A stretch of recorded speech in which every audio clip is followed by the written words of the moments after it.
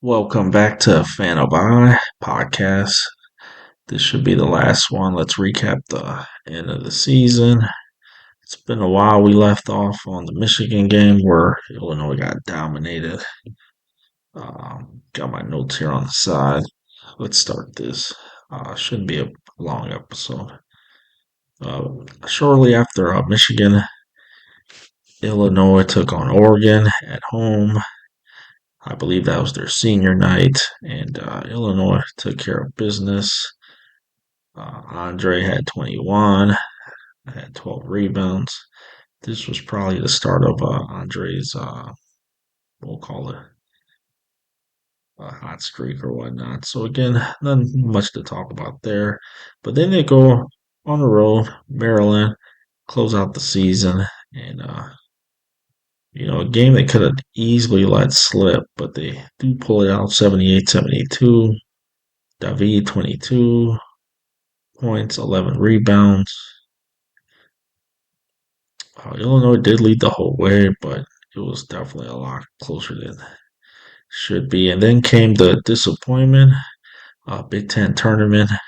As an Illini fan, I'm hoping they win the tournament here. Hope they're seeds in the tournament, the NCAA tournament, and we lose to Wisconsin again. Boyd had 38, and Blackwell, I believe, had a big game as well too. Let me pull up the box score. Yeah, he had 31 as well. Uh, for the Illini, Keaton had 19 and David had 19. And again, it was a real letdown. And of course, listening to the post game uh, post game conference interviews.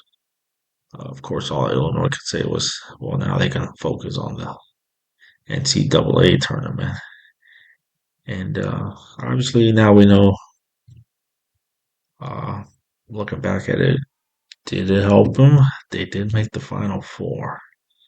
So maybe they had some time to rest and uh, kind of get their mindset, um, focus on the tournament. Of course, they say Boswell had the players meeting, and of course, looking back at it at the time, it's like, does it even matter? You could say now it did matter because Illinois went on a pretty good run. They were a 3 seed in the NCAA tournament, and their first game was Penn, and they put up 105 on Penn. And of course, Penn's an Ivy League team. Still pretty impressive, though. So then the round of 32, they take on VCU, who had just come back from 19 points against North Carolina to beat them. And Illinois did second half run away with the game. Again, Andre just 21. Tommy kind of coming alive though at this time as well. And then you got the big game against Houston, and I was able to watch this game, and definitely reminded me of the Iowa State game from a few years ago. Where actually no, because in that game Illinois came out on fire. This one was more of a boxing match, back and forth until, of course, the very end where Illinois did pull away.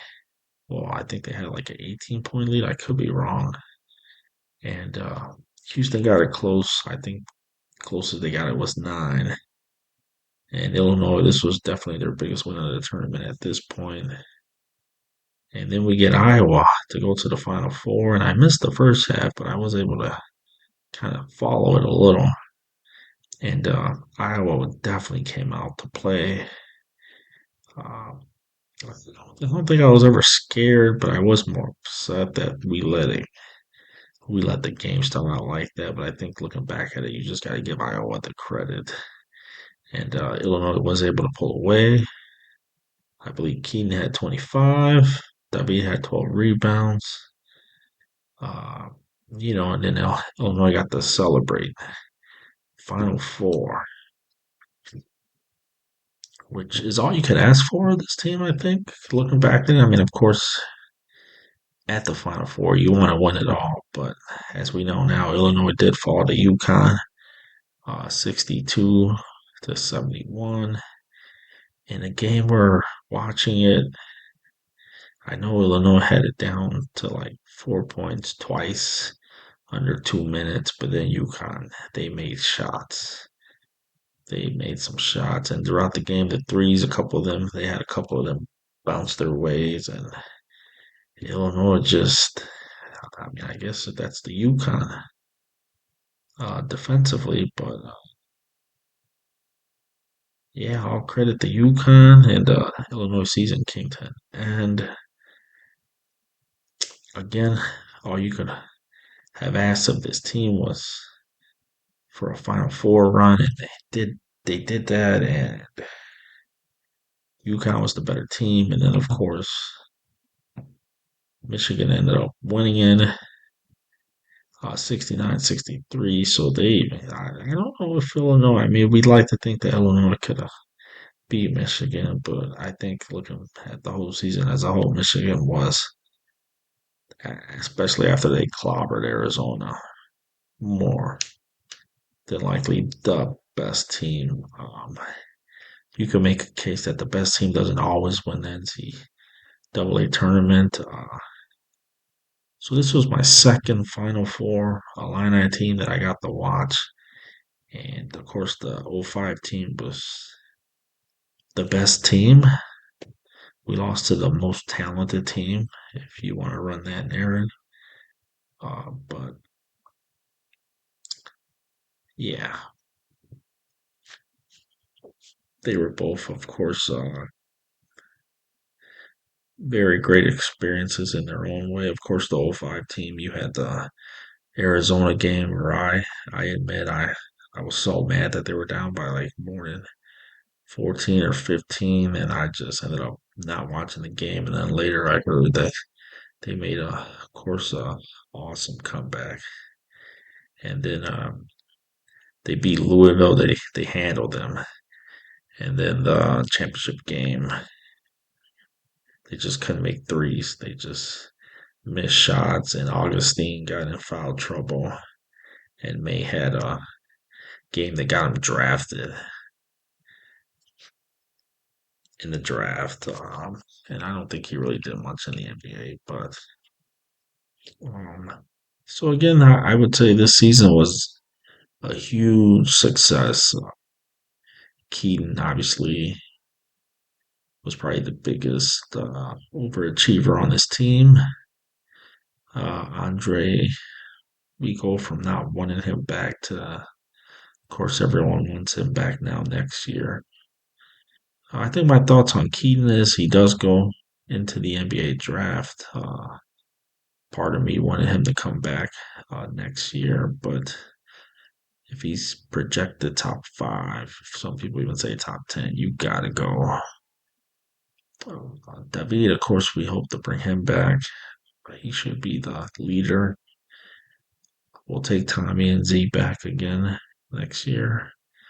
Hopefully, I know Tommy said this was his last season, but hopefully, even he sees that he was a little underachieving this year and next year. Uh, if this year he was the third option, next year he should be the second option.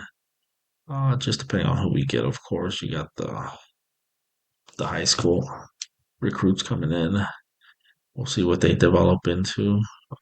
Again, we weren't expecting too much of Keaton, and he turned out to be the All American that he knew he could be.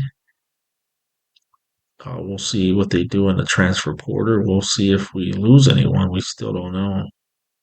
I think the more likely would be Andre, but I think even now they're saying that he would come back. And of course, all the too early uh, polls for next year have Illinois anywhere from top five to top 10. So that's kind of exciting. And we'll see again what they develop. I think this year for sure, even last year, they were ranked top 25, but we didn't really know what they had.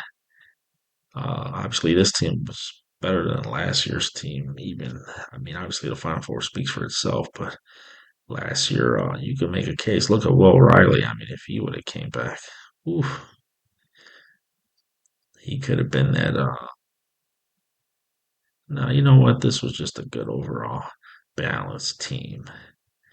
Let's not compare it to last year. Obviously, again, this team was just better, even though last year a piece won a championship. But that's a different story. Michigan just got a great coach, start there, and then they have pretty good balanced talent themselves.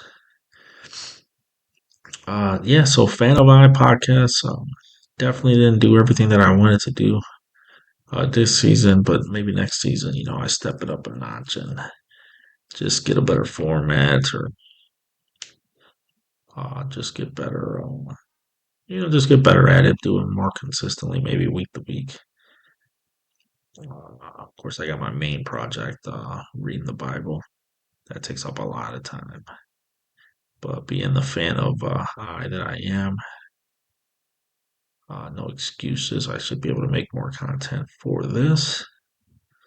So maybe the next episode to this series, once the portal closes and we get a better look at what next year's team will look like.